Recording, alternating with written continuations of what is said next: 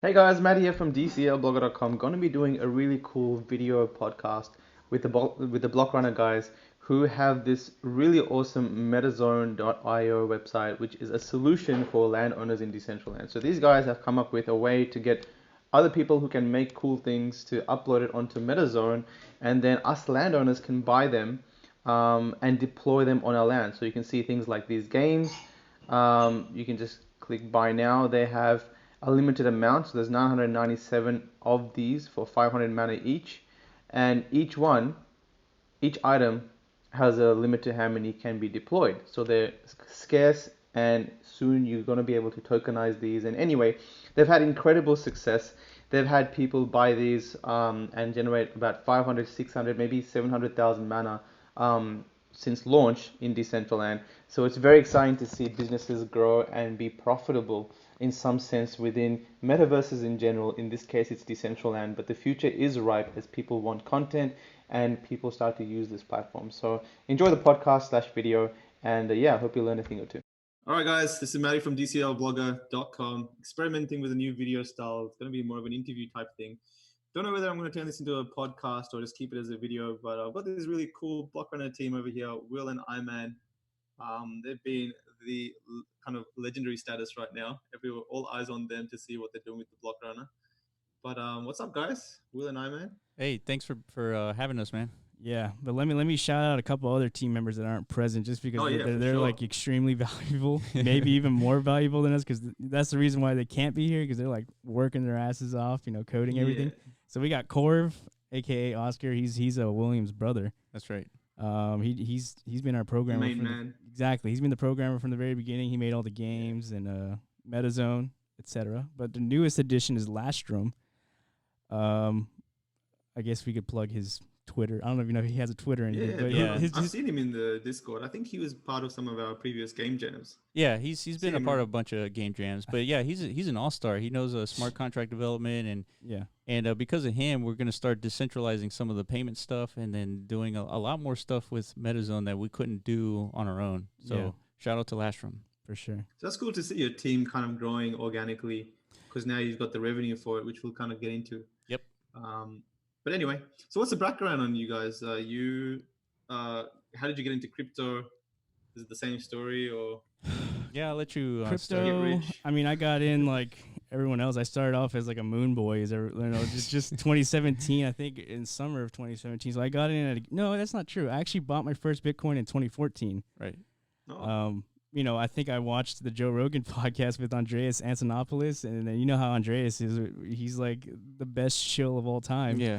So I have to find out more about what this technology is and get involved somehow. So this is like after the Mt. Gox crash, so it was a little risky back then, I guess, at 2014, because we didn't have as much data as we do now. That Bitcoin kind of like has like a rhythmic cycle to it every 4 years because of the halvening. So everyone was just telling me it's like Bitcoin's this failed experiment. It's dead. Yeah. So I wasn't really trying to buy Bitcoin. I was trying to buy like an altcoin. Back then it was called Dark Coin. But in order to do that back then, you had to buy Bitcoin first, right? So I went through the process and tried to buy that Dark Coin, but I guess the onboarding process was too difficult for me at the time. I was in college, so I kind of gave up. So I think I bought about $100 worth of Bitcoin, but back then it would have been like a significant amount of these dark coins if I would have followed through with my original intention, which today is Dash, and I think. Oh really? Yeah, that dark coin turned into Dash coin. Yeah, that $100 would have. I think I did the calculation. It was about $60,000 worth of Dash at the peak of 2017. So everyone does those calculations. Yeah, I had to find out just how stupid I really am, right? Yeah. But it's literally like.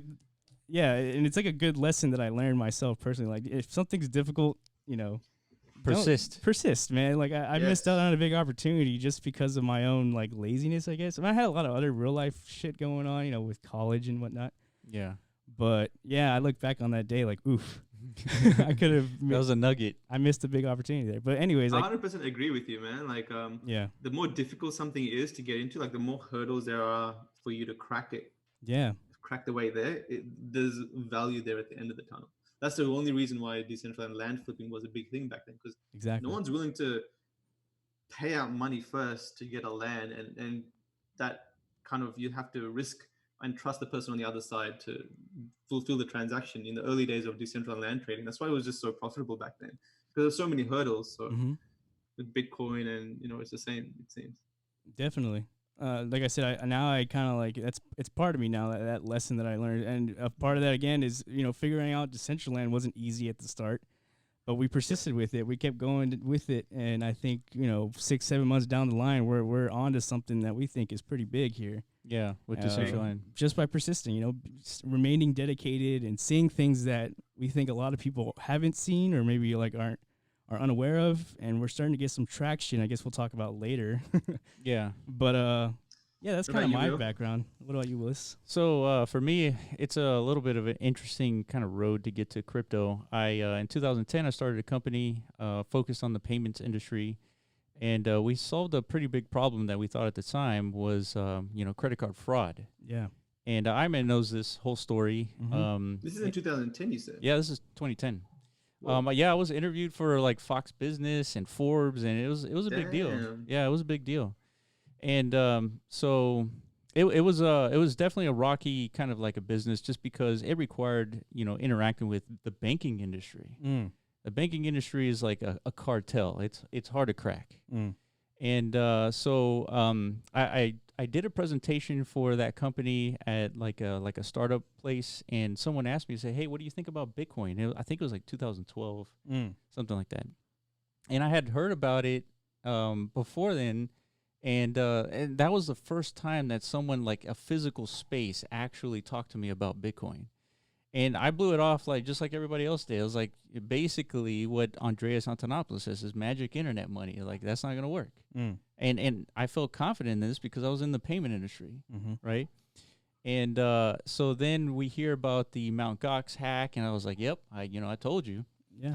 And yeah, it was a big deal. And at the time, I was still in the payment industry, but I was paying attention more and understanding like cryptography. I mean, that was part of like the product that we were making for the payment industry. But long story short, the company didn't do so well, and we ended up getting a patent, and we ended up selling that patent to another startup company. And at the time, that startup company was in the cryptocurrency industry, and they were working on something interesting. And so that's sort of how I got into kind of cryptocurrencies, understanding like how everything worked. And then all of a sudden, Iman and I start talking about cryptocurrencies, which I didn't know at the time but was into in 2017. Yeah, as soon as I saw you join Telegram, that's when I knew you were in. Exactly. I messaged you right away. He's like, "Dude, you got the crypto bug, Yeah, don't you?" that's right. It's like everyone on Telegram back then was, all they were doing was talking about crypto. Yeah. So that's how I knew. And Telegram is just so hard to keep on top of now with cryptos. Yeah, it is. It's impossible. Used to be like the main channel. Now I just can't even stand to look at it. Yeah. There's no way. There's no information on. There's just like a stream of nothingness. Moon boys. Exactly, a bunch of moon boys. Yeah. Dude, that's where we all meet. Have you seen the Mana Trading channel? I haven't seen that. No, I haven't. But I'm sure it's the same. I'm sure It is exactly the same. Yeah. So yeah, that's sort of how I got into cryptocurrency. Now, and then we started this podcast yeah. in March 2019. Last year. Last year. About like I think it's like a year anniversary. Exactly. Dude, fist pump. Yeah, there we go. Or fist dude. bump. There I we mean, go. not fist pump. Nice. Yeah, and so here's how we come full circle. So we start the podcast in March 2019, so it's been about a year. And then 10 episodes in, like I remember we start like just randomly discovering like different cryptocurrencies. We're like, hey, what about this thing called Decentraland? And we both had heard about it in 2017 because it was hot then. Yeah. And so as soon as we started talking about that podcast, I was like, dude, we got to go and do our research. So we did our research. We found Maddie's, videos, and we're like, dude, you type in Decentraland on YouTube, you're literally like the only guy Maddie, talking about it, So we're like, we need to contact this guy and learn more. And so like the 11th episode of the podcast was an interview with Maddie. Yeah. So we thank you, Maddie, for bringing us in. That's cool, man. It's cool. This is like 8 months ago or something, right? Yeah. Probably. Summer. It's awesome. Like I at that time I was just interested to talk about this thing, right? Like some people were paying attention, some people weren't, and I guess because you've been following the project for a while, because I've been following it for 1.5 years, I could see how they were working. I was seeing like, even though it's a bear market, these guys are still pushing ahead with this project. They're well funded. They have some big investors. Like Barry Silbert isn't a small investor, and he kind of talks about Bitcoin. Mana sometimes on like TV. He shows his holdings. He's got like apparently he's got like 5% of the portfolio in Mana or something like that. Wow. 5% or some small percentage. So I'm like, okay, well, this company is well funded, and already people are paying a lot of money. I don't know. For me, it was a very easy thing to talk about. Mm-hmm. And I was kind of pushing the whole thing. You can make money buying and selling land because that's really all you could do back then. Yeah. Or hold the land to a point where someone comes and buys it for more. But now it's just developed into so much more than that within just a small space of less than a year. Yeah. So yeah, no, it's cool. It's cool to see you guys kind of like take it. Like I think the very next week or 2 weeks, you guys already had like the jumping game BlockRunner out. Yeah, and we could credit that to Corv again because he watched our podcast. That's right. He wasn't really involved at the time yet, but then I came over to Will's house one day. That's where we do the podcast, and Oscar's there at the kitchen, and he's like he's jumping over these walls. I'm like, what the hell are you doing, dude? Yeah. He's like, dude, I built this. I'm like, what? Like, what the fuck? Yeah, it's for Decentraland. I personally don't know many programmers and developers, so I've never seen anyone actually build something from scratch like that and like display it on the screen. I'm like, I've only been like a consumer of these things, right? A gamer. Yeah. So it was mind blowing to me to see like somebody who's like. Yeah, so let me tell you about Oscar. So his name is Corv on Discord, and so he grew up when he was 12 or 13. He started to learn how to code, and the reason why he started to learn is because he wanted to make games. Yeah. And so that's how he learned how to code, like basically making games. And so he also got a game onto the Android market. It got like 1 million downloads. A game called I think it was Packball. Oh yeah, that one was pretty cool. Yeah, so that was Packball and Bug Zapper. But so those games helped him like learn how to code. And so now he's running his own other company along with MetaZone. And so you're right. Like 2 weeks after our interview, Maddie, he had BlockRunner already like kind of working. Yeah. And then like maybe a week or two after that, I think the beta launched, and we were able to actually release the game the day the beta launched. And that was on the podcast as well. Yeah. And so that's how we actually got this thing going. So everything started with one single game called BlockRunner. And that's how it started. Which was extremely simple. Yes. Yeah. If you look at it, but it's fun, and it shows, I guess, the early kind of interactivity you can have, which again is quite basic, but it's fun when you were all in there at the same time jumping across these blocks. Yeah. Like us being gamers, like we understood like, the importance of competitiveness. So that's why we weren't going to make anything unless there was some kind of competitive element caked into it, right? Like people don't want to just like go and jump over walls and then for nothing. Okay, that was cool. I'm going to go. I'll probably never do that again. You know what I mean? Yeah. So that's how we thought of, this whole leaderboard and Decentraland has their own limitations, right? You only have 16 by 16 meter parcels. Like, okay, make a game with those limitations. Like, okay, well, why don't we just have walls moving at you and just jump over them for points? And then, what if you stake, 10 mana for every play? Then we can have a daily pot and then a monthly pot. And it sort of kind of grew from there. Yeah. Yeah. That's awesome, man. Well, I'm glad you went with that model. There's some other games that I've played that are just, they kind of have a really fun concept, but playing the game is such a drainer. Yeah. Because it's so hard to do in the current way that Decentraland have things like moving platforms. I freaking hate jumping across, from one moving platform to another moving platform. It's just so hard to do. Especially with like the random lag sometimes if you're using like a laptop. It's Impossible. Probably one of the more infuriating experiences right now. Like like you're doing everything right, but like some external force like causes you to like F up. Yeah, thank you, Coin Rush. Oh man. Yeah, Coin Rush. Yeah. Great game, I don't want to hate on it too much, but it was just a frustrating experience. Yeah, it is for sure. No, I mean, I'm sure they tried really hard. It's just, some of the limitations, like it doesn't really help the game that much. So that's part of the problem. It's pretty cleverly built, though. I think, past the first kind of glitchy phase of it, the thing with the rotating platforms, and how you have to kind of squeeze into the corners and all that, that's pretty cool. And it did take us some time to figure out, which is the point of every game. Yeah. But once you figure it out, you can kind of finish it pretty easily. True. Exactly. True. Yeah. So, I mean, like it was pretty cool.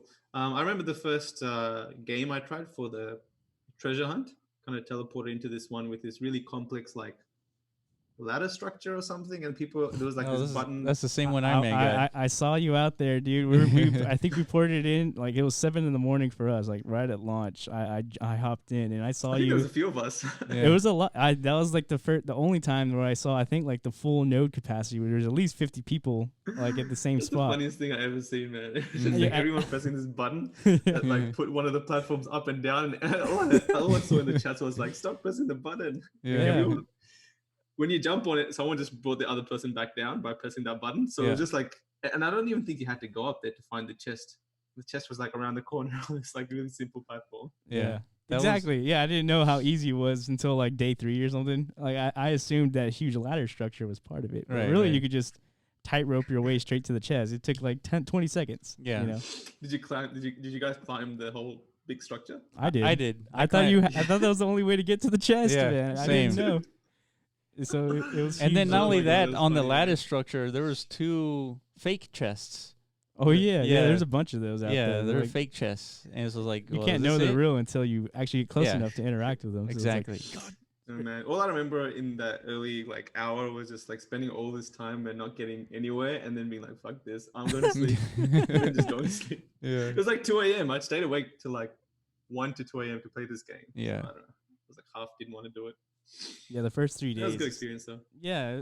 So let me tell you what led up to that. So we were up the whole night trying to get ready because at the time we did have people who bought our metas to deploy, and that's right. And they were designed to make money, right? Mm-hmm. And since Decentraland was launching, we spent the whole night making sure we had our payments ready. We had we had everything tested and made sure that all our landowners and hosts were like ready to go for the day. Yeah. And so I only got like 3 hours of sleep. Iman says he didn't sleep, and Oscar Corv, he never sleeps. Yeah, he he's like sleep. A vampire or something. I don't know. And so once with all the lag at 7 a.m, I think I ended up quitting like pretty early on. I was like went to sleep or something. I don't know. Yeah, I think everybody kind of just dipped out that first day. It was a sad day, man. It was just like felt really shitty. I was like, oh.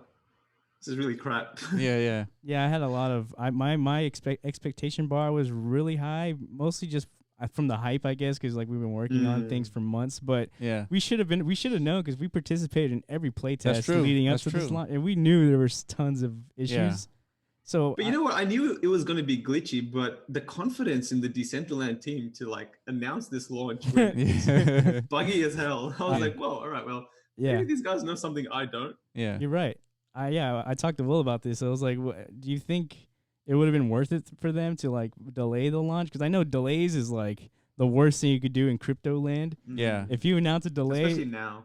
Ever since I've been around, like if any crypto, if a test net was being launched and they delay it by like any, increment of time, the value, the coin's gonna dump. Yeah. People hate that word delay. So I was like, is it worth it to delay this thing just to have like a cleaner launch experience? What I experienced before the launch, maybe like a week or two before the launch, it was heavily being improved. I mean, you could load in quickly. You can jump from one location to another without waiting that long. Mm-hmm. I mean, it was really improved. But when they did the daily beta test for the chess, it was still glitchy. It would never like actually work. Yeah. And it could be due to like their servers or something going on the back end. But I sort of expected this to happen. Yeah, you did. But the real problem is that nobody had like a direction, right? It was just go to next and like that's it. Yeah. And I think that was what most people were complaining about. Now the second day came out, and they were like they came out with this blog post, and they had a list of places to visit, and then it started to make more sense. And then they said that you have to go and try to find 48 chests. Yeah. And the more you find, the more rare stuff you'll get.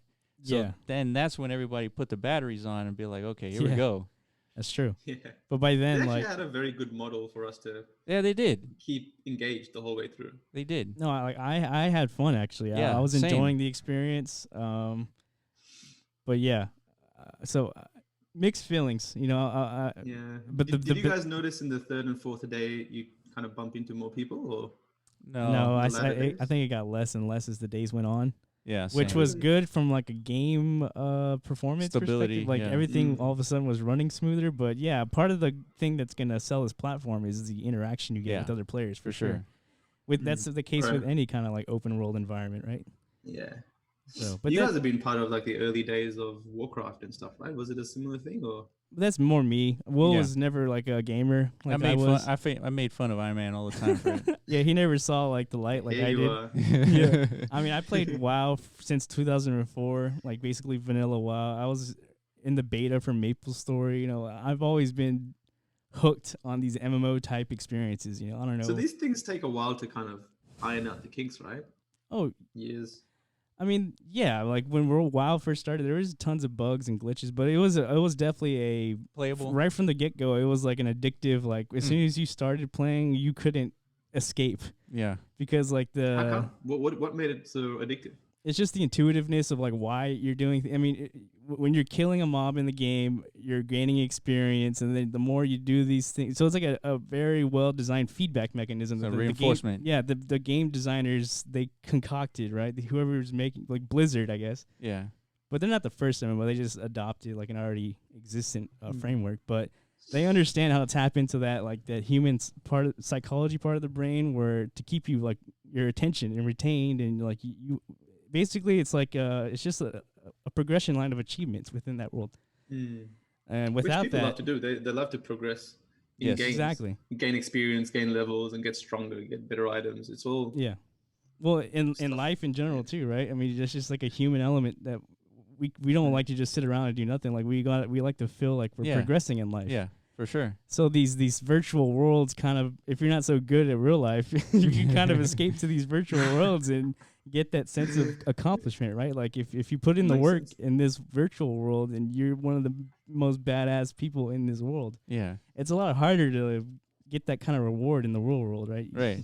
It's a lot more competition. Yeah, for sure. So I think that badassness is represented now with like mythic items. Oh, exactly. Yeah, like trendy shoes or a fox hat. Yeah, but see, the problem I see right now with that is that these mythics are rewarded purely randomly. It's not like based on the merit of your work that you put in to acquire these. In a way, it was. I guess I think it was like the last chests. Yeah, that's true. You're right. You're right. If you grinded the quickest, you were rewarded with the best stuff. So you're right. That's they did it perfectly, I think. But like Will said, they didn't like make that clear early enough. It's true. You know, I really liked your idea about the ore thing. I think it was. I don't know. Was it you I was talking about? Yeah. I was thinking about it, and I was like, did you guys see Ready Player One? I'm sure you did. Yeah, yeah, for sure. I think there was like an item, if I recall correctly, there was like an item that was like the. Yeah, they had like 3 items, like the big thing to win or something. I think it was like they're trying to find the Easter egg. Or like I think there were keys, right? Yeah, it was like keys. Yeah, the first person to find like 3 keys, like unlock some type. I think I need to rewatch this movie. Yeah, I think he like became the owner of the world or something like that. Something like that. Yeah. Something like that. Yeah. It was interesting to see this sort of value evolve now because of all of this stuff can be represented by an NFT that can be bought and sold on a marketplace. So suddenly, like if you grinded it out and were the top player in these things and won something from it, it has value you can sell right back on the marketplace. Yeah, so let's explain that ore concept just a little bit. So what we're talking about is essentially our own NFT that we mint. But the way you mint them is through a proof of work mechanism. And so that through that proof of work mechanism, you can imagine someone playing the BlockRunner. And the idea is the more often that this person plays the BlockRunner, the more likely, the more energy he would be putting into minting one of these ore NFTs.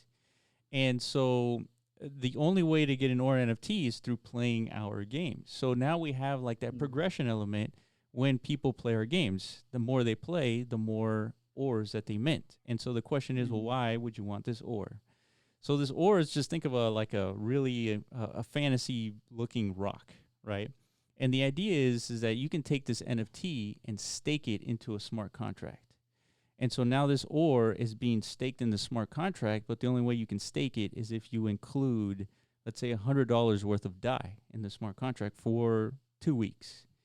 And the idea here is that once you stake it for 2 weeks, we would take that 100 DAI, put it into compound, and we would earn that interest for that period of time.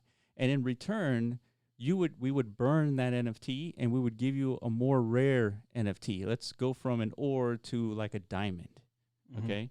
So now we have a proof of stake NFT that can be progressed and it can be upgraded with the more times you stake it and the more money that you stake it with. So say for example you have this diamond NFT, you stake it for 2 months, but with $1,000 worth of DAI. And so we would collect the interest on that DAI, and then in return we burn that diamond NFT, and we give you a galactic core, for example. And so then you could take this galactic core and then you can imbue it with your mythic sword. You can imbue it with your crypto kitty. Yeah, the way I think of it is kind of like how enchantments worked in World of Warcraft. Yeah. You know, you would work your ass off to get this rare in-game weapon or clothing, whatever, but it never stopped there. You could socket these things with additional value, make them either more powerful, Gems. and then they would actually have like visual consequences. Like all of a sudden your sword is glowing red or something like that, you know, based on the enchantment you're receiving. So I think by creating this value progression that from these ore from the very beginning, it's just an ore that was minted through the proof of work in Decentraland and staked to actually become like a valuable real NFT with actual money caked into the value of it, and work and time, instead of, as opposed to just somebody creating like an enchantment NFT out of nothing. Yeah, right? because imagine, Maddie, so Decentraland, they make these mythic wearables, right, out of thin air. Yeah. All they have to do is just keep designing new mythic wearables, and they just print them out of thin air. Yeah. And so we feel like if you keep doing that, this system becomes unsustainable. And it saturates the market, and it's already being proven. Right. Like, everything is being devalued over time. These wearables, you know, just the wearables are being outproduced. Yeah. Is out. So there's more You know what I'm wearables. saying. There's more wearables than there are people to wear them. Yeah, because they're so easy to make. Because they're so easy to make, Yeah. right?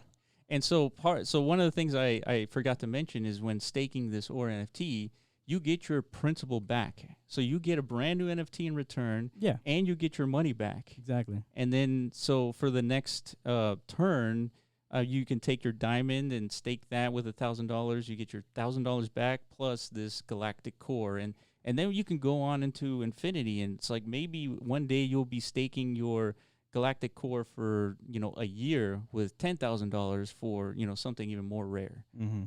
Interesting. So there's multiple applications. Really, we're just initially I thought it's just you put these out into the free market and you let either developers do with what these things what they want. Like a developer, like somebody like Dapcraft. Yeah. They want to create wearables within Decentraland with like materials, in-game materials, right? So they can actually use these cores for the creation process of their wearable NFTs. So no longer is it just some like, make some NFT printed out of nothing. There is some actual valuable resource material used to create this sword that they're selling now, or that's available through Dapcraft because it's verifiable through blockchain. Right. So ultimately what we're talking about is we love the concept of NFTs and rare NFTs, but there's got to be a way where they're just not printed out of thin air. There's got to be some proof of stake or some proof of work. And the main reason I think this is valuable because now all of a sudden the regular citizen of Decentraland now has an opportunity to kind of like earn. Yes. Yeah, like they're investing their time to earn either mana. I'm thinking it's mana, most likely, or maybe these ores will have value. I don't know. There's still kinks in the mechanics that we're always talking about and trying to figure out. So we're the main goal is to because I think this platform needs to start that way. Like there has to be people want to grind. And earn. Exactly. And we're getting tons of feedback from players. Like they don't want to come to Decentraland because there's no way for them to earn mana. Yeah, that's right. So I think this type of infrastructure layer that could kickstart the beginning of an actual population of people who, they're here to exploit the platform in the beginning, but all of a sudden they're accruing mana. Yeah. These NFTs are being produced. So it's kind of like there's an industrial engine that's starting from Decentraland, Why not? We have plenty of land to do this. So why exactly. not? Oh yeah. Hopefully that makes sense. There's a lot of things you guys can play with. I'm thinking there's a few developers out here building games and trying to find value for the NFTs. And if you really start using the power of being interoperable amongst different games. So like you said, Dapcraft is building there's wearables and you got to get these pieces to build them. Maybe they can be they can have some sort of value in your games. Because I know the Indian community or the Indian games are big on this. So the developers, whatever they build for their games, a lot of them are friends. Like the developers are friends. So it may be a sword in one game, it might be a pet dragon in another one, or a pet in another one. They have value across a bunch of different games, and Decentraland is going to be a platform where eventually there's probably going to be like 100 or 200 games on it plus. Yeah. So it'll be interesting to see the direction it goes. But one thing I've noticed games in blockchain haven't been able to solve, and you guys are going to have to deal with this as well at some stage, is where do you put a cap on things? So if you look at CryptoKitties, now that you can make so many CryptoKitties, you can keep breeding them. Eventually, they're going to be worth peanuts. Yeah. You look at MLB Crypto, which I used to be into a little bit, where you like a fantasy sports thing, and you can put your baseball characters wherever you want. If they win in real life, then you get more figurines that you can place in different games. But then everyone started winning so many figurines, millions of them, that it just crashed the market. Like none of these were worth anything. Yeah. And Axie Infinity are trying to do a different type of thing where like you can grind it out for these SLP tokens that can be used to XP or level up your Axies, or kind of evolve them, blah blah blah. But again, like you're introducing more of these Axies into supply as you keep breeding them, and if the demand for players doesn't continue to grow, then the supply gets too big and the value gets smaller and smaller. It's true. So Yeah, we're kind of experiencing that with our own metas. Like we've sold a pretty good amount of our games, and one element that's out of our control is the player base. It just isn't there to it's not enough to go around. Every That's right. host isn't generating the returns that they would like. Yeah, man. So it's actually a problem that we have to shift our focus now. Instead of trying to sell as many metas as we can, we need to boost the ecosystem in general 100%. So that all the hosts are satisfied. And a lot of that we don't have control. I mean, that's why I harp on the focusing on the SDK, because that is what brings people to Decentraland. It's not any builder thing that anyone builds. It's not going to bring people. Yeah. So that's why I harp on it really hard, because it affects our hosts. It affects us. Yeah. And because focusing on the wrong thing is just not going to help anybody. It's not going to help Decentraland. It's not going to help us. And so that's why. Like we could take the greed route and be like, yo, let's just sell as many games as we can, to as many people who believe in our product. But that's not the right thing to do, because at the end of the day, it hurts us at the end of the day by doing that. Yeah. So that's this previous idea we just talked to you is just like one thing I have in my mind to grow a player base. It's completely non-related to the games we're making. Yeah. But it's the only thing I could think of currently to kind of like incentivize just a player base to come to Decentraland. Yeah, because you can earn these NFTs, exactly. Right? They're not just minted out of thin air, and that's how we solve that problem. Is like with Axies, you can just breed them into infinity. Same thing with CryptoKitties. Mm-hmm. We don't have that mechanism. As in fact, we have a deflationary method for these ores, is that you can synthesize two ores together to potentially yield a more rarer, with a higher purity property, whatever you want to call it. All the properties become more rare potentially. Yeah. And so you could start off with 100,000 ore materials, and then synthesize two of them, and then you've taken 2 to 1. Mm-hmm. And so now there's a deflationary mechanism within this NFT kind of concept. And the more rare that the more you synthesize, the more rare they become by themselves. Mm-hmm. And so we've thought about that scenario too, Maddie. And it's one of the ways we kind of organize like our thoughts on how to make this actually work for Decentraland. Yeah. Yeah. One thing I've realized being in the NFT space and going from one NFT pre-sale to checking out another NFT pre-sale, and I don't really take part in pre-sales too much, because what I've realized is it's the same money being moved from a bunch of NFT enthusiasts from one game to the next exciting game, to the next exciting game. So the sandbox, a lot of people from investing in the sandbox are crypto voxel investors, are Decentraland investors, super rare investor artists. So the same money is kind of being moved around, and the whole crypto NFT space isn't growing. There's not new people kind of downloading MetaMask, learning how to use MetaMask, understanding how gas transactions work. And that's where every single project within that bubble is reaching a cap. So that's why we all collectively have to increase the ecosystem. So I've gone from just, talking about Decentraland, I'm starting to engage more and more people starting to work with more projects and starting to push the development. Because if one of us is successful, you can think of it, whoever it is that onboards, say, the next 100,000 NFT people, everyone's going to find a trickle of that success in the NFT space bubble type thing. So I'm right now seeing all these have a cap, and even Decentraland, right? They want to grow to 100,000 users. Okay, that's great. But I can't imagine, you saw how many issues people had when they downloaded MetaMask. They're like, what the hell is this gas thing? For sure. How do I make it faster? I got pending transactions. And no one wants to deal with that stuff. It's true. Yep. And by the time they learn how to deal with that and figure it all out, there's probably 10 others that have dropped out. Yeah, it's true. So for me, it's like, but there's an added, get rid of these hurdles? There's an added benefit to all this hurdle. Because of blockchain, you can own these digital assets. It was not possible before. Like, yeah, of course. So like, I mean, like when you were grinding in WoW, like there was the satisfaction of actually making progression in the game, but at the end of the day, you leave the game and you've left with nothing. Yeah, from a financial perspective. Like I said, the only thing that got you hooked was that the psychology of the design of the game. It was enough, though. It was enough to hook that's tens of millions of subscribers, right? Yeah. Yeah. So like the 100% ownership thing about blockchain, it's attractive to a very small amount of people. It's attractive to me. Yeah, me too. And obviously Will and Iman. But at the end of the day, a lot of people don't give a shit. Like people will play a game if it's fun, spend hundreds of dollars if it's fun. Yep. But the majority of the user base, like 95% of the people, will actually jump in and play whether or not they own the thing or not. So for these people where blockchain doesn't really matter, it doesn't really matter if they 100% own something. They're happy to just spend 10K and buy like a Fox hat or something. How do we get them involved? These guys are the lazy ones, the ones that will play a lot but can't be stuff learning, blockchain. I would give you this situation. In Fortnite, the way they monetize that game is by selling wearables. Skins, yeah. Skins, essentially.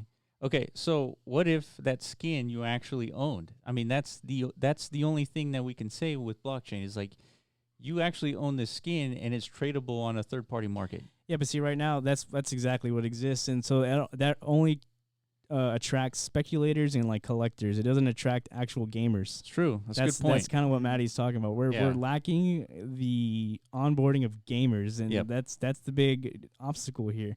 How do we convince like a whole generation of gamers to leave their polished, multi-million-dollar invested products, these huge gaming is the biggest industry as far as entertainment goes. It's true. So how do you shift? It's got to be gameplay and competitiveness. Yeah, that's just that mix. That's right. Is what brings them here. That's right. And, seamless way, and they have to have that blockchain ownership also in a seamless way where they don't have to touch MetaMask or make a transaction. Sure. You win something, you click a button, and it comes into your wallet, which you can cash out with a credit card or like straight to your bank account. Yeah. So I know it's a bit of a centralized process, but there's very little to do with you actually manually interacting with the contract and blockchain and submitting things and signing things.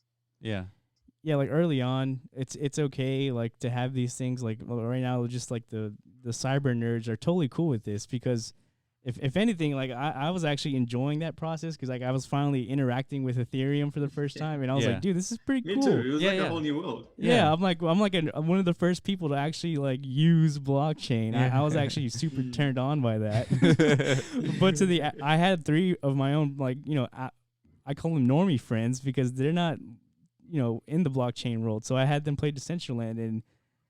They are gone. Basically, it wasn't the experience that because they're the traditional gamers, right? They're used to polished products. They're used like you just said, no friction. Everything's intuitive.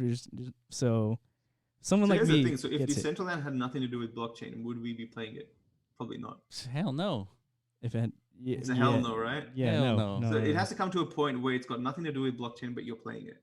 That's when you've got something that people are going to continuously use. Yeah, in order for that to happen, then the devs have to come in and they need to see the real potential, and I guess they have to have the right incentive to want. Well, the whole ecosystem needs to upgrade because everything's slow because of blockchain. Well, and then there's the land barrier too. That's why we created MetaZone in the first place, because we knew like developers weren't going to spend tens of thousands of dollars just for developer bandwidth. That's what I call it. Yeah, land. Land is the bandwidth for developers to operate on, essentially. Yeah. And all throughout history, it's been free. They could develop a game and then just launch it on like a Steam platform or something like that. They didn't have to spend all that money just to create, but all of a sudden they do. So this is like a new dynamic that needs to be solved, in order for developers to actually even want to give it an attempt. I really feel MetaMask and engaging with it needs to go. Mm-hmm. I feel like there needs to be enough people in the space. Like there's a lot of people on the Ethereum blockchain using the Ethereum platform making cool things. Like that's definitely.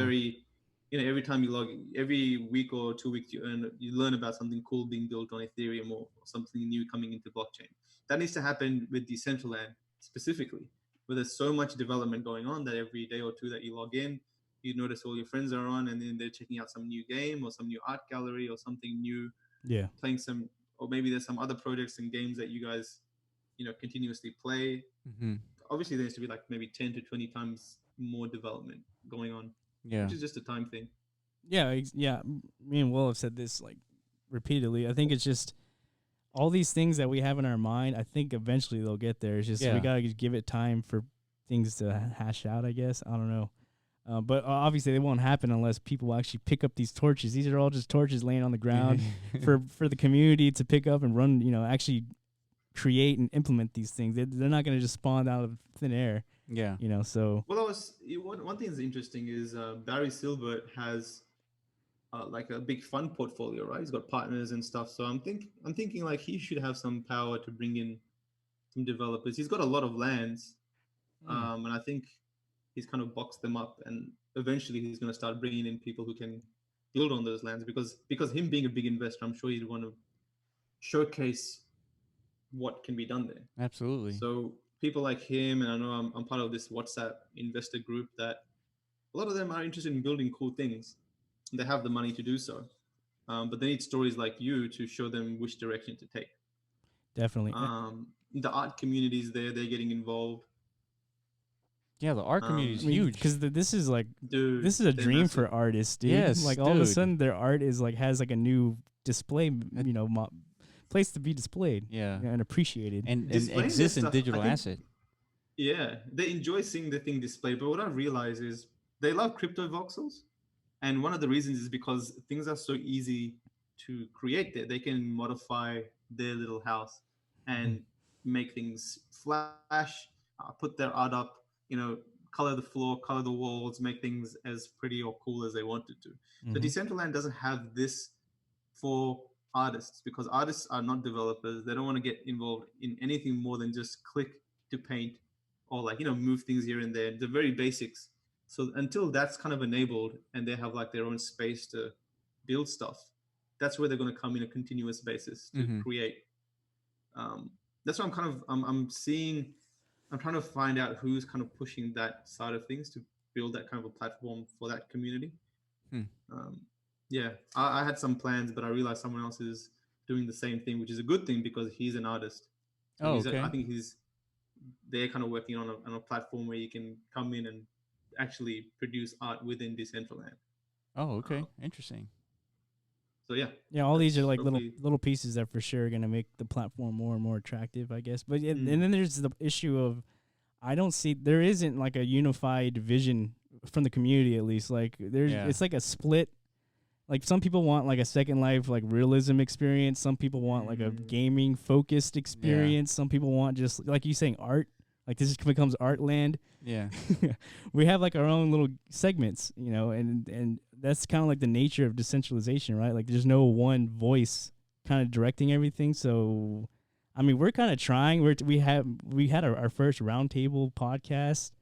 We really it's just like we had Lastrom and we had Frankie on there. Yeah. But we're gonna do this quarterly, and we want like people from, like I said, I guess they're like little tribes, like somebody from who wants like a Second Life realism experience, come on our podcast. Somebody who wants an artist. KJ Walker will probably be on the next one. Yeah.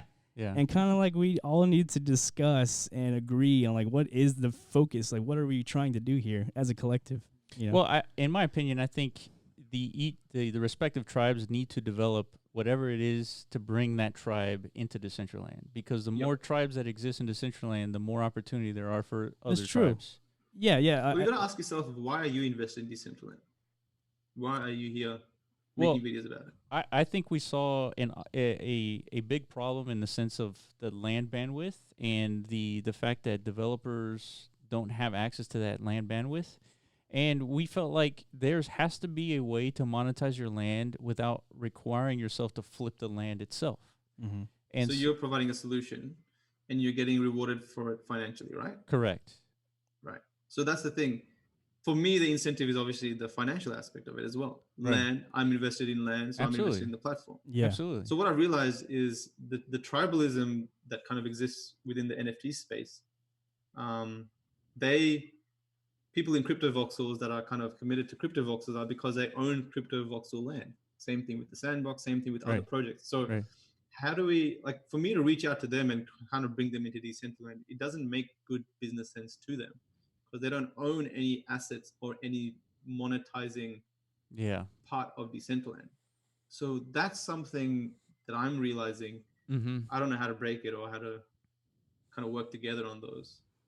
It's true. That's quite an interesting problem because we're all segmented in our own little universe, and we're all vested in our own universe. And there's no, like, for example, for us to go to Gods Unchained, I mean, it's just a game that you just play and that's it, right? There's no investment for us to make other than like collecting cards. But even then, like, there's no developer incentive to be in Gods Unchained. And then it's different in Sandbox, but we have to make a time commitment. Right, it's not so easy just to get into Sandbox. So I definitely hear the problem, and it's a tough one for sure. I think there's something to do with interoperability, which would be a cool thing. For example, Crypto Voxels is 3,000 parcels of land. So if you have an estate that you can kind of give value to these artists, say you make a floor where if you have these particular coordinates of that land in CV, then that gives you a space in Decentraland. You know what I mean? So now suddenly you have this space in Decentraland that you can create your own art in. It could be an artist's space or it could be something else, but suddenly you're enabling the value that they have exactly in their assets in Decentraland as a project. I see. So it's sort of like a portal. It's like a portal to the other universe. It is a portal, but it's also that you own part of that land. Yeah. I don't know how it's going to work because someone has to give up an estate for it. Yeah. No, that's interesting. Yeah, but these are the sort of the problems that we have to figure out because otherwise it's not going to be the interoperability thing is not going to work, right? It has to be figured out. Well, so I think if your assets, so for example, again, the Crypto Voxel example, say you own that land and that same NFT token is worth something in Decentraland, but that something in Decentraland also has value, then suddenly you invest in both. Right. Do you know what I mean? Yeah. So it could be another land or it could be a sword in a game that you built and someone wants that sword, but they need to get your Crypto Voxel land. Suddenly you have the incentive to kind of be involved in the other universe, the growth of both universes. That makes sense. Yeah, it's interesting, man. This stuff is a rabbit hole. Yeah, exactly. Do you know what question I'm up to right now? Which one? The first one. What's your background? Oh, really? Anyway, we've kind of chopped and changed and gone through other ones, but let me really be a bit more specific about the next question. So what's your business model for the BlockRunner? Okay. Short term, and what do you want it to be long term? So the business model is pretty simple. So we want creators to upload metas, just like Corv uploaded his metas as a creator. Yeah. He just happened to build MetaZone as well. Yeah. Okay. You got to define what a meta is. So a meta is anything you upload to MetaZone. So it could be from like a picture frame to a chair to a game to anything that can exist within Decentraland. That is a meta. That's a thing that you upload to MetaZone, which ends up being a meta. It's something purchasable that like a non-coding landowner has access to all of a sudden. Yeah. Like we said, we have an abundance of non-coding landowners that don't. Yeah. They have no use or no application possible to either increase the value of their land or that's basically it. Yeah. So it's just content of some type. Exactly. Yeah. But Is I it guess represented by an NFT token? are you talking about the metas? Yeah. Yeah, so each upload of a meta is going to be its own NFT. Mm-hmm. And so, for example, we have 4 games, and the max that would ever exist for each game is 25. Yeah. And so, on many of the games we sold, like for example, BlockRunner, I think we sold 11 games. Mm-hmm. Pack Runner, we sold I think like 3, like 4 or 5, something like that. Yeah. And then the same for the other 2 games. And so the idea here is that when anybody uploads a meta, it becomes an NFT, and then the creator can decide how many NFTs will exist for that particular meta. And for every meta sold, we take a 30% cut, and then the creator takes 70%. So very similar to an app store. Mm-hmm. That's why we call ourselves the Decentraland App Store. Mm-hmm. So MetaZone is a marketplace, and other creators that want to build this content that us landowners can deploy on our land can list it for sale on MetaZone, on your marketplace. Exactly. Mm-hmm. And so now creators don't have to share code with anybody, and landowners just have to give us permission to deploy on their land. They buy a meta, and then the landowner just hits deploy on their MetaZone account, and all of a sudden that thing that they purchased, the meta that they purchased, exists on their land. Mm-hmm. And with like the new additions we're about to release, it's completely customizable. And that's one thing we're noticing. Like, yeah, we have 4 of the same games essentially, and like as you said, 11 individual people bought BlockRunner. But if you go visit their lands, none of them look the same. Yeah, that's true. Like they're all customizing, they're adding their own additions. As far as like one guy has like a bar and arcade experience. Yeah. But the arcade experience is essentially our games. Yeah. But he's adding on like a second layer of branding. So each host has like their own branding potential. They're all doing their own marketing. Yep. They're all putting in the work, so each experience is unique. And they're all hosting their own tournaments. We're seeing this from numerous hosts. Yep.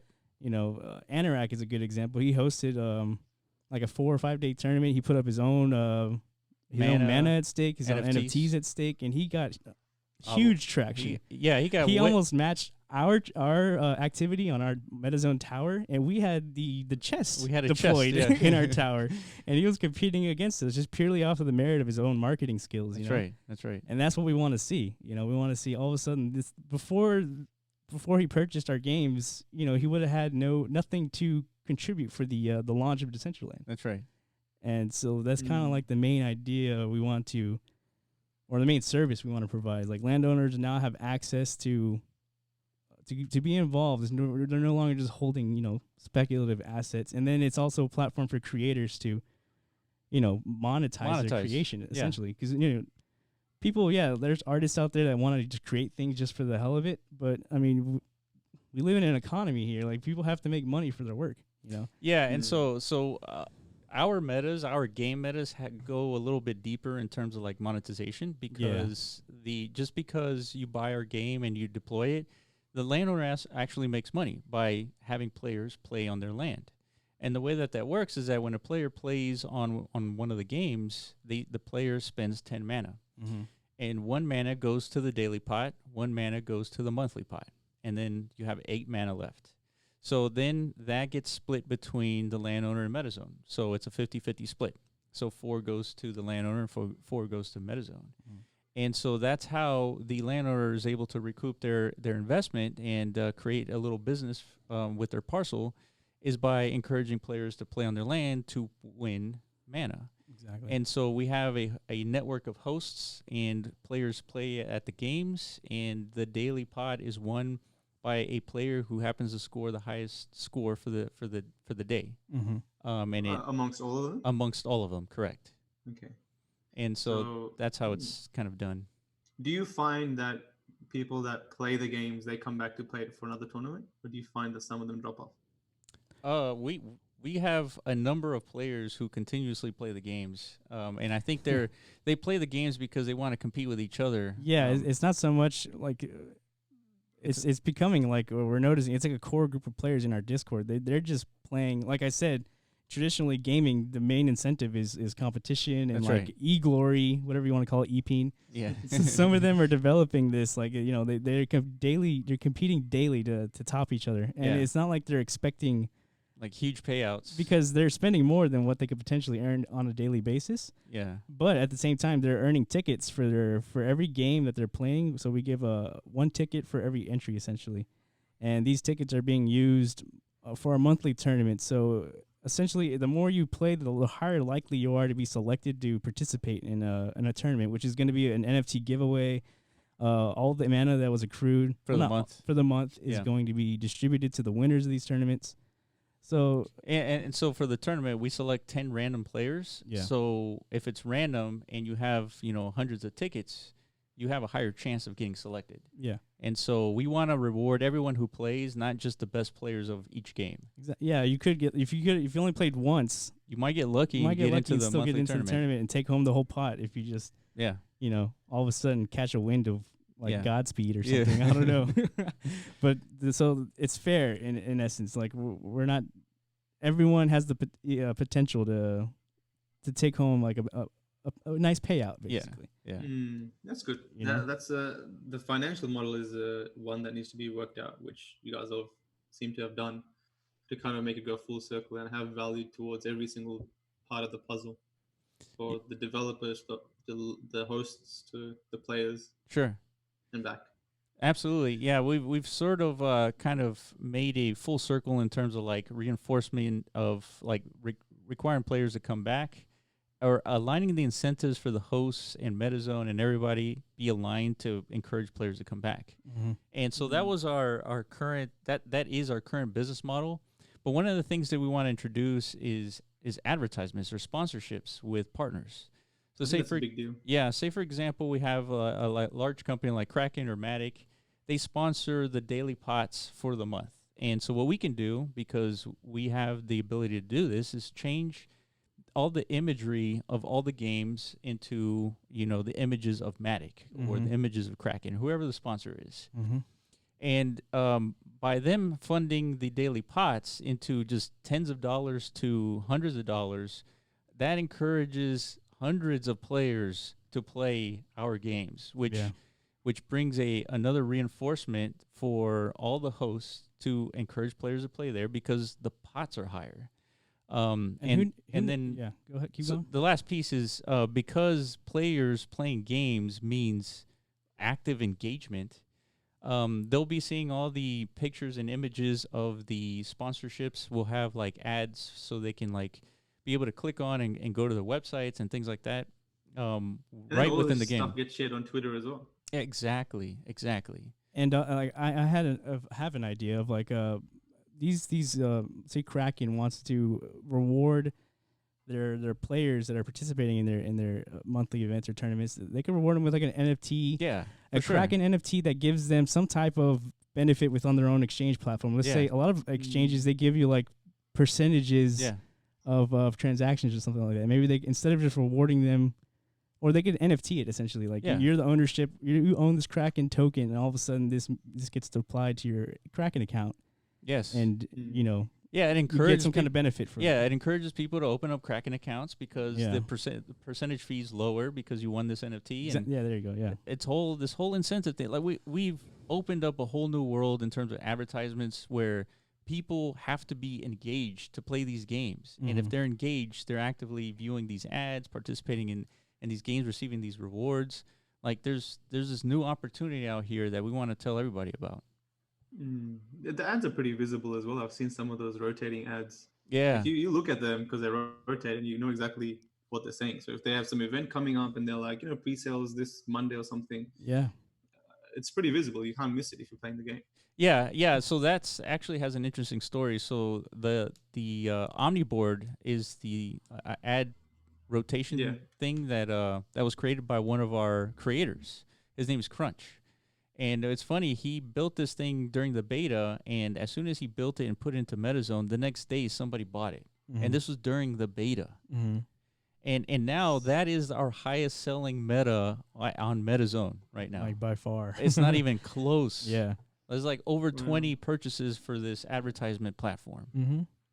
Which makes sense. I mean, that seems like an obvious use case for your land, just posting up ad space, for the world, for people who just roaming around. But the ads that we're talking about is like rebranding the BlockRunner, and it will say Matic on there. Yeah.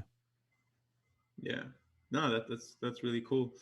I had this idea for one of the ad spaces once Decentraland gets really big. Have you seen those estates which are just like a long line, kind of like a road? Yeah. I think they're like really long, and they're like 100 pieces long. No, I haven't seen well, they're supposed to be like roads, right? Like they're actually labeled as roads, like on the No, atlas? they're not roads. So okay, I think Polygonal Minds created the train thing. Yes. On one of these. Yeah. So it's really long. I think it was like 50, 60 pieces long. Like imagine if that is like a big advertising board. Oh yeah, dude, exactly. And if you had like 4 or 5 of them distributed across Decentraland, one, it's going to be the largest board. Yeah, by far. By far, right? And that kind of viewership, like you'll be able to see that from freaking a mile away. Well, it depends on the visibility and the whatever cloud thing they've got going on. Mm-hmm. But anyway, that's just a really interesting thought that I had. And for a moment, I was like, oh man, I need to go buy out all these longer states. That was my first thoughts too. Whenever I started buying land, initially I just wanted to build advertising. For some reason it just seems I think the very next day I saw you purchase one of those main road parcels for like 60K. Yeah, exactly. That's right. It out. Yeah, that was exactly why I bought that main road parcel, because from what everyone was telling me, is like the main road stuff is going to be the highest traffic stuff. Yeah, and so far hasn't been proved to be true at all, because we have a BlockRunner game deployed there and it gets the least traffic. Oh, really? Because of the cost of the land, is so expensive. Decentraland just isn't a very explorer-friendly world, though. Yeah, no, it isn't. Glitches. Yeah. Well, it's that a place where you just teleport in and play, but walking around's not really a thing yet. It's not encouraged. Not yet, at least. It's not fun. Yeah. There's nothing really to see either. Everything just looks the same. Yeah, but there's these nuggets you can discover. Like, for example, I randomly walked into this parcel and I found a Cybertruck on there. And remember, I tweeted about it to Elon Musk, and that was like one of our most active tweets that we've had. Yeah. I mean, there is cool stuff. Like, I saw a giant Bart Simpson. Like, there's little. Oh yeah, I saw that too. That was cool. Yeah, exactly. You wouldn't have never seen that if you weren't just wandering. Right? Yeah. So there are cool things. I saw a to see. giant Shaun the Sheep as well, made out of rocks. Yeah, see, there's all. You guys see that? Yeah, we saw that. Yeah, that's the thing. Like,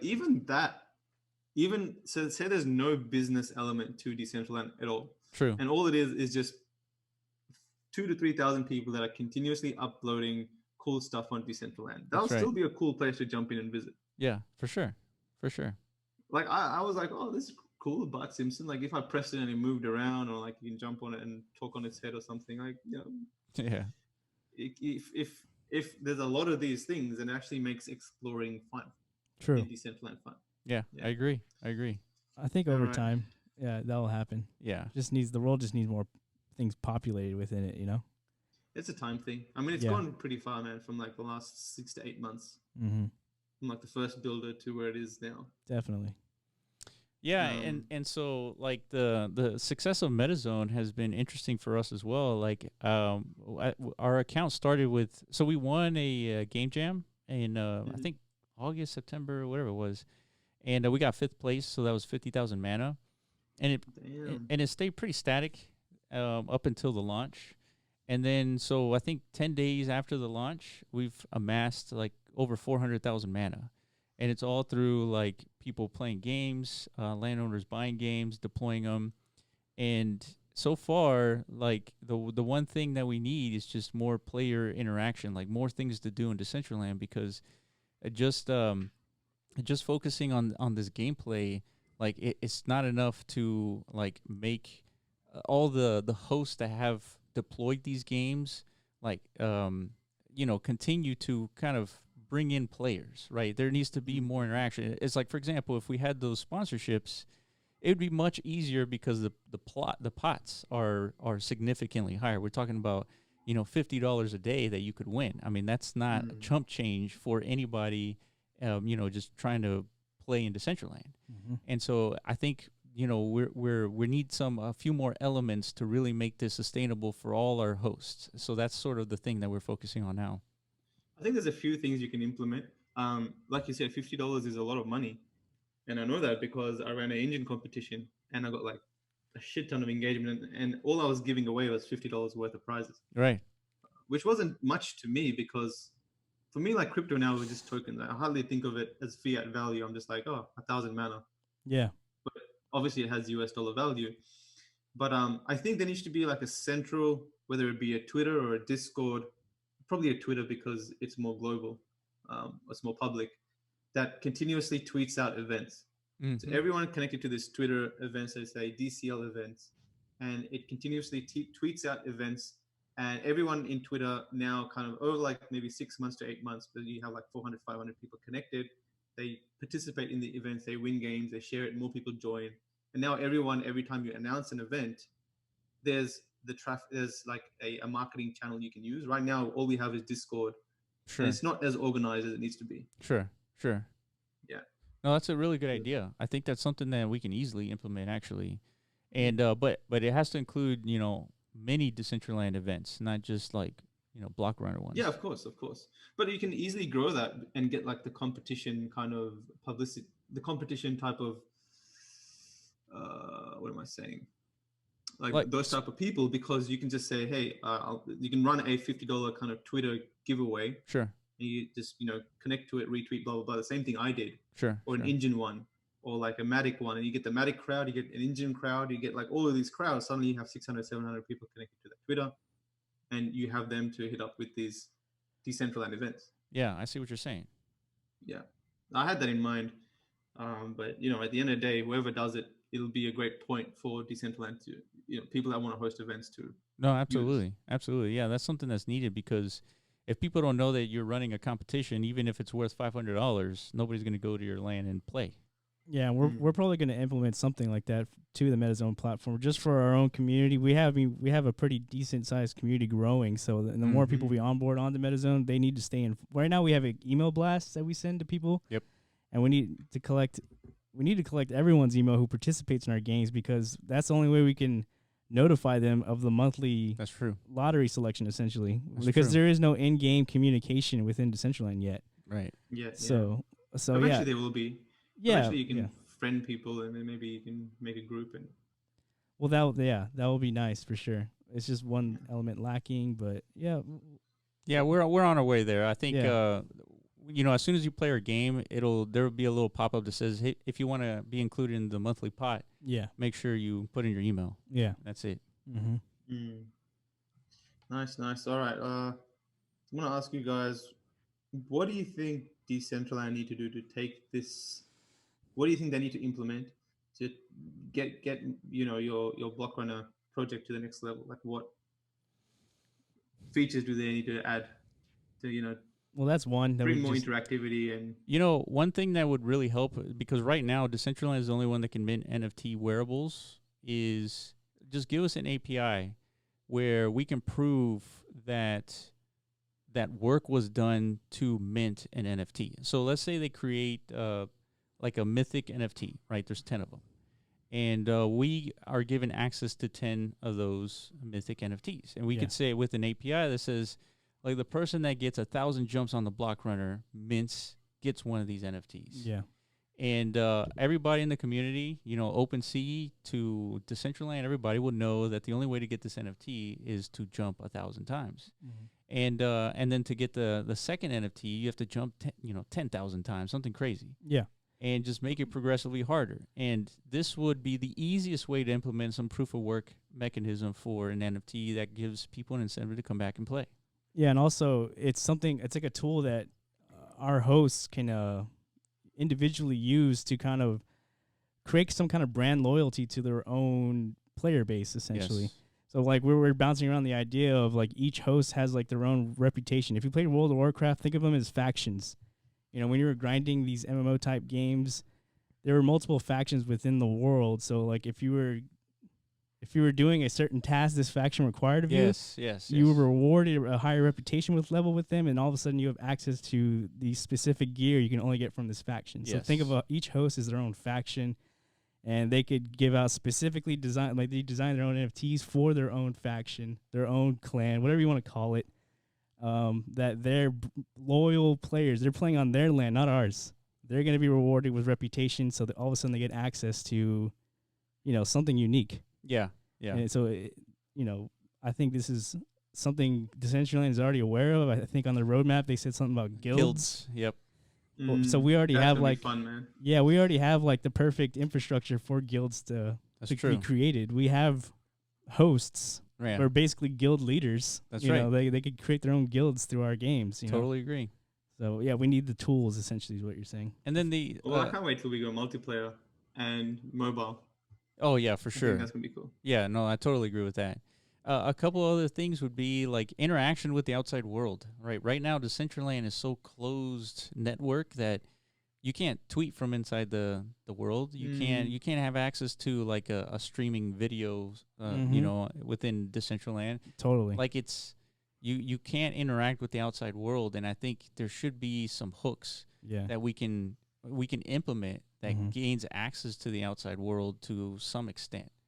And so I think opening it up a little bit would be helpful. Yeah, that'd be cool. I was thinking of, especially for the Decentraland district, the Decentraland University district, if you could stream your laptop to a projector within Decentraland. Oh, I see. Kind of educate people. Definitely. That's a good idea.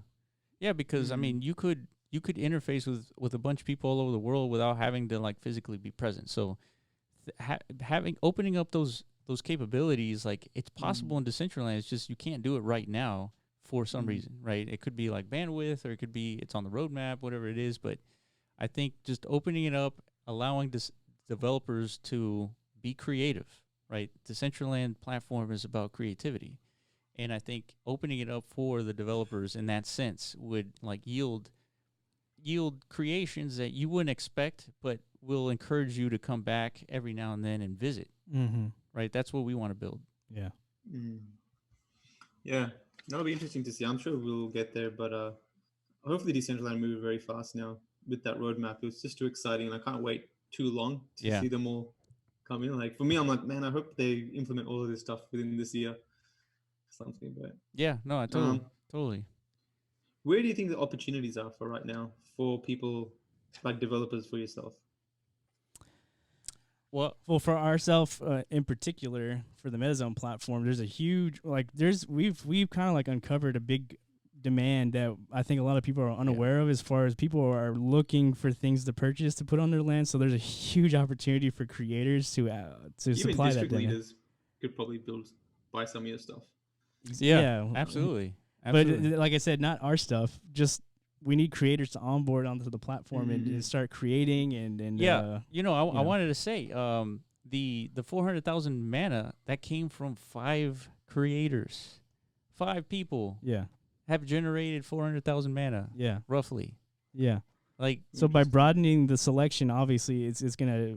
All of a sudden, landowners have a huge pool to choose from, right? The big thing is you want unique experiences spread throughout the world. So the more creators, the more unique it's going to be. Yeah, it's a lot more offerings, right? What would be the number if we had 20 creators, or 50? 4 or 5x, I guess. Yeah, I mean, yeah, that's what I'm talking about. We need more creators, more developers. We need more stuff being submitted, even if it's as simple as a chair. I mean, something. Yeah, an animated dinosaur that could roam on your plot would be cool. That would be a great creation. Yes. Something unique. Yeah. Well, the developers are there in Decentraland. It's just getting them on board to build something and deploy it, or give you rights to sell it on MetaZone. Yeah, that's basically what for our specific. There's an opportunity there for all of a sudden creators. They don't have to contact landowners one by one. Be like, hey, do you guys want this? Yeah, they could just upload it into MetaZone as a purchasable meta. And one thing you can do is identify who the good SDK developers were for the game jams, or whoever's built something so far. Someone comes to mind. Peter comes to mind because he built dinosaurs. Right. That's kind of pop out at you on his build, right? And then PM him directly and say, hey man, do you want to build something and put it up on our MetaZone? We've tried There's a lot of manual work for you to kind of reach out to every single one of them, but there's only a 20 or 30 of really good developers. Yeah, you're right. I think we've actually begun that with a few guys. I think we reached out to the dragon guy who's doing the dragon pets that you raise, kind of like the Tamagotchi version. That's right. That's cool. Yeah, it is cool. Is that why you have an egg there? Is that what that egg's for? Oh. I really wanted to buy it. Yeah, see, we had early on, we had basically the same idea that he actually is working on. Yeah. We were going to call them Guardians. But yeah, I guess we shifted. To we shifted because it required like 3D, exactly. you know, like creations. Like we didn't have those skills at the time, so we're like, let's focus on other stuff. Yeah, exactly. But yeah, we need something like that. I mean, imagine taking care of a pet in Decentraland. Like that needs to exist. Yeah, it has to exist. Yeah, that's something that pets following me. Like that has to happen. Exactly. It was gonna be exactly like you have a reason to log in every day. If you don't, your dragon dies. Exactly. I think that's what he's working on. Yes. That's what we wanted to do. This is another thing that is so easy to enable, because right now we have these communities that are scattered everywhere, right, within the NFT world. So if you look at NFT world is like a little bubble, and we're this one small bubble within this bubble. There's a whole Axie Infinity crew with that have NFT tokens that represent their pets. You have the designs for those pets. All you need is a way to render them within Decentraland and follow you. Yes. And suddenly, if you have them in your profile, you just select who you want to follow you, and then that's it. That pet kind of just floats around your head or something while you walk around. Yeah, they're basically it would basically just be like a wearable, right? But like you're wearing like you're wearing a hat, but really there's no hat present. It's just a floating animal axie around you, which looks cool, and people would love to walk around with that. Yeah, for sure. Heck yeah, definitely. It just adds more personality and, like I said, more individuality, uniqueness. Like everyone wants to feel like unique in this world. It's a strong appeal to that community, though. Do you know what I mean? Yeah. Like Rio from DCL Plazas did an amazing thing with the art. With the art thing. He contacted all of them. He got them on his boards, and now their tweets get like 100 likes. Yep. Multiple comments and retweets because people are recognizing that there's an art scene within Decentraland. Yep. So the moment you start to appeal and give some sort of a use case to these neighboring NFT projects, they start paying attention. It gives them a reason to jump in. Sure. And hopefully, if I hold the meetup and we can kind of all get together, and I was talking to Whale Shark, which is like one of the Crypto Voxels investors, and he's invested in a lot of the art as well in Super Rare. Mm-hmm. So we've kind of made him a little gallery in the VR mall that was designed by Pete and Josie and a couple of other artists. So once they get involved and see that their art's there and kind of meet up and walk around, hopefully that shows them the walking around social aspect of it. Sure. But yeah, I'm hoping, I'm really pushing for voice chat to be enabled. Oh yeah, that's big too. Yeah. That's just, you gotta have that. Yeah. That's kind of like, it's like day one stuff. It gets boring after a while when you just walk around and everyone just waves a few times and then does a little dance and then I guess the only worry there is like it'll just become like a clusterfuck of people chatting. Voices. Like we're not talking about like us. Like I think we'll be respectful of each other. But if this thing becomes like a Zoomer platform, a bunch of little kids running around, it's gonna be awful. Like it's gonna be so much noise clutter, you know. But how do they manage it in those other worlds, like VR chat? I don't think they do. I think that's just a feature. It's just people are just like screaming at each other. I mean, that's kind of the fun of it, though. It's push to talk. First of all, it's push to talk. Are you sure? Yeah, in VR chat. You mean like only one person talks to? Well, no. I'm saying like it's not a hot mic the whole time. Like you have to push a button in order to say something. I don't know. So I mean, I know like in Counter-Strike that's how it worked, but like, oh, dude, that's a long time ago, but dude. That mechanic probably still exists. Though. Oh yeah, that's it what does. I'm saying. But I think people prefer the open mic settings. Yeah, I guess. You know, push to talk. It gets complex even just enabling voice chat. Yeah, all these things. Yeah, especially through Decentraland. You might have people just playing music. Exactly. Yeah. Like I said, it's going to be just noise clutter most likely. You know, there's always trolls. But you should be able to mute them though. And you just click on them and mute them. I guess you individually can, yeah. Because then there's going to be griefing, right? People just playing like some, I don't know, maybe some like racist propaganda or something like that. That's true. That's well, it should be a cool thing where if like 80% of the pool around this person mutes him, then he kind of gets kicked out. Gets banned? Yeah, there's got to be ban features for sure to you know. Yeah, to stop that. Stop any kind of like bad stuff. I don't know how to word that. Just bad things. Yeah. What kind of projects do you guys want to see in Decentraland? There's some things that come to my mind really quickly that I'll just say. I want to see some sort of like RuneScape type game where you have to grind it out, gain levels, get armor, all that cool stuff. I mean, I used to do that for days, hours. I want to see Bence's engine, the Infinity engine, used in like 5 or 10 different ways. Yep. There's so many ways you can use it. You can use it in like swimming around, so like a kind of swim discovery simulation place where you just shoot sharks or whatever. There's so many things like flying, racing, all these different things you can do with it. Yeah. There's another thing, Mario Kart, some sort of Mario Kart where you got like multi levels, and each level represents a different, racetrack. Anyway, those are a few things that came into my mind. Is there anything coming to your mind that you want to see? Well, I sort of agree. I think adding layers to gameplay, like ability to earn either mana tokens or NFTs, I think that needs to be implemented by somebody to a certain degree. But I think I'm in agreement with Iman and you, like the actual progression, earning stuff in Decentraland. I think that's going to be like probably the biggest thing that we could do in Decentraland. Yeah, for now. But yeah, I think Maddie wants to see like legit full blown games like that are familiar, I guess, with like nostalgic type things. I mean, we're trying. We have Pack Runner, I guess. That's as nostalgic as it gets. Nostalgic. And we're thinking of making new games with like some nostalgia elements to it. But yeah, I mean, with the Infinity engine, there's definitely a lot more possibilities now to create like some serious, like some Doom type, first person shooter type experience. That would be cool. Yeah. So we're which you can do. Yeah. Can you do that at the moment? Because in Bence's one, you can pull out a gun and shoot. Yeah. Yeah, I think with the Infinity engine, you should be able to do that. Yeah, it's not like to a certain extent. At least. Yeah, it'll work for Doom. So when you interact with something, do you have to be really close to it? No, not necessarily. Like for example, you have ray casting with for guns now, so it's basically like a light beam that acts like a bullet, like a pointer. Yeah. And so you have infinite distance within the parcel, so you can shoot at anything. Mm-hmm. As a matter of fact, we're going to be using that technology too with our next game coming up with a zombie game. And oh man! So you're actually going to do that? Yeah, we're actually going to do it. Yeah.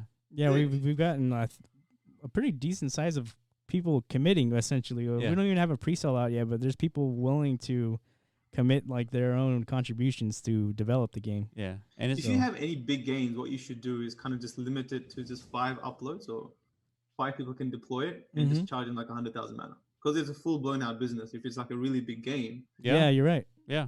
Yeah, you don't want too many of them either, right? If it's like a really big, like high development cost game, maybe just a handful of them in existence makes sense. Yeah. Yeah. So then the people who actually own them have like some serious, money invested into them.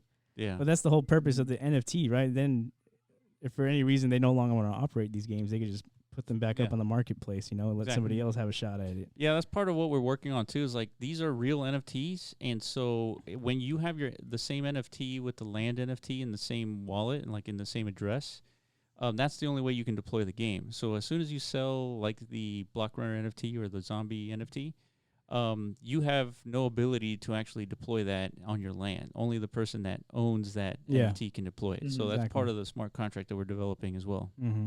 Yeah. Yeah, sick. There's a lot of things you can do. I can't wait for that zombie game. Yeah. We'll come out with some like concepts of it first, but and then we'll do like a pre-sale or something. See, something like that can be implemented with the Infinity engine once again, where you got the scenery. Yeah. Totally. Yeah, I think that's what inspired Oscar or Corv to create it, because he's made similar 2D versions of games like that, but never 3D. But all of a sudden, he saw what Infinity Engine did. He's like, "Oh, well, I'm in." Yeah, a lot of this is a business decision too, Maddie, because like the more requirements like a game takes, the more costly it is, and the less. You mean it's time-wise costly? Time-wise costly, and then financially costly, because if you take the developer's time, it takes him away from like doing other stuff that makes him money. And so you want to optimize like the most simplest gameplay that's addictive, that can potentially earn landowners money. Like we ship that out, and then we go and slowly update it and improve it and all that stuff to make it like more entertaining, more animations, more everything. Yeah. And so that's why some of our games look simplistic, but in the future they're going to be more eye-catching, more with animations and all that stuff. can have like, I know this sounds crazy, but with me, whenever I've sold items, it's always been a tier-based selling system. So Sure. this is how some people sell courses online. They sell some for $5,000, some for even $10,000, but they start off with a $10 ebook, and it kind of slowly upsells them. And people, obviously, the more kind of higher you go, the more value there is. So the $10,000 course will be like 100 videos. It's going to cover like everything. So maybe you can have a product that's like a very high price. It kind of just unlocks, the ability to have every single one of your future games hosted permanently. Would cost 1 million mana.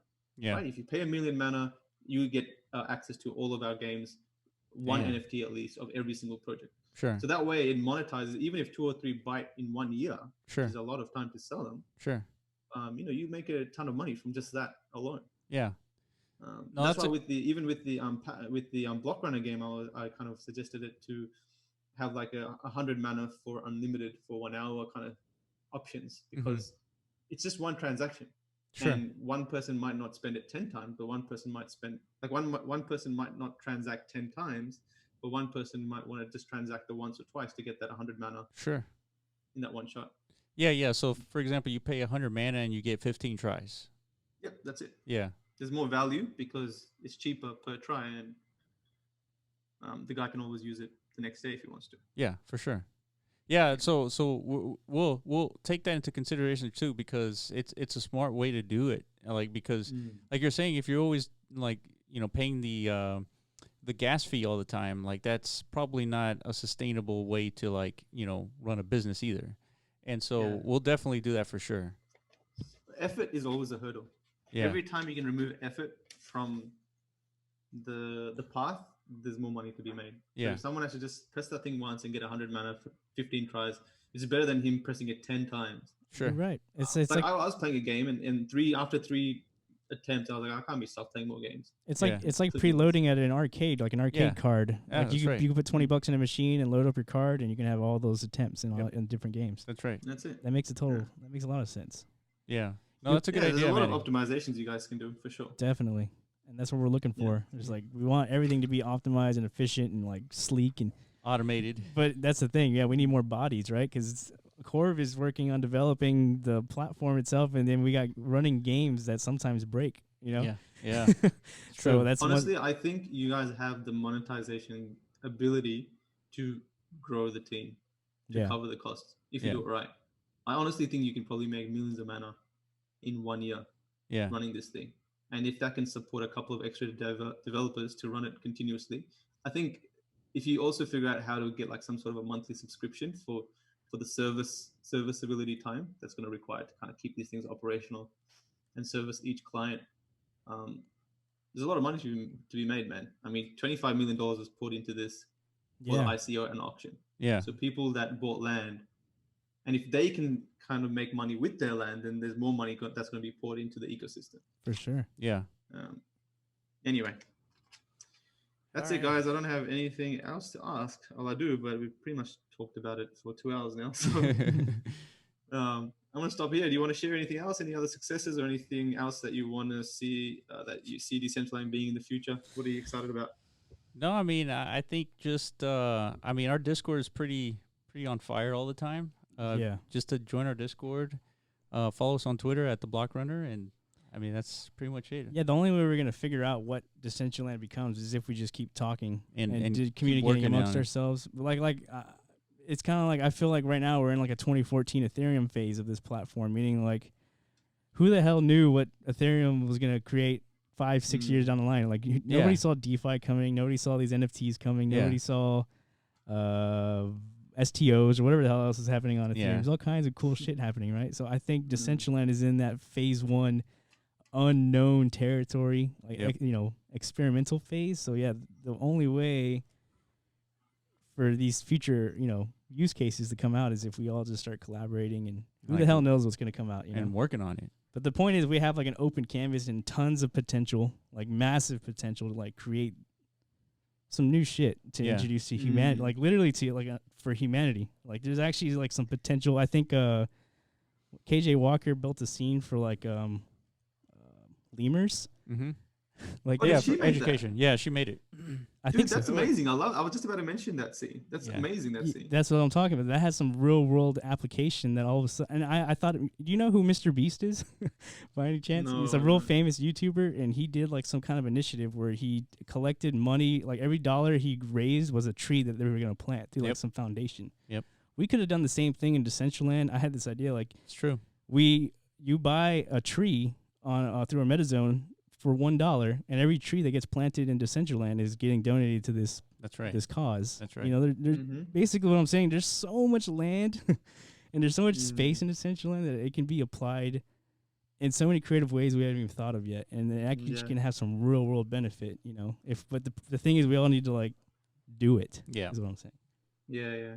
Well, that's a fun thing, and I think when we innovate on what we see other people doing, for example, we see what Ben's can do, and everyone's like, "Holy shit! This just opened up a whole new plethora of things we can do." Exactly. People see what you guys are doing. I'm sure other people are going to open up their own websites and start selling their own stuff.